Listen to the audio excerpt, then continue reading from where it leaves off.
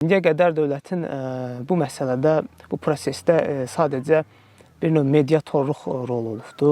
Yəni bizim iradlarımızı göndərmişik ona, onlar şirkətə yollayıbdı, artıq bu prosesi həll edir. Yəni özü gəlib, nə problemimiz var, həll edir. Belə bir məsələ heç vaxt olmayıbdı. Bu, təbii ki, öz növbəsində suallar yaradır ki, yaxşı biz kimə güvənək? Bu bölümümüzdə iri bir kapital hegemoniya var və bunun təsiri altındayıq. Yəni o sadəcə öz biznesini genişləndirmək, öz biznes maraqlarını artırmaq üçün fəaliyyət görür, amma təbii ki, nə bizim hüquqlarımızı qoruyan bir subyektdir, nə də başqa bir şey. Yəni bizim hüquqlarımızı dövlət qoruya bilər və təəssüf ki, biz dövləti burada sadəcə prosedural olaraq görürük. Yəni gəlib nə baş verir, araşdıraq.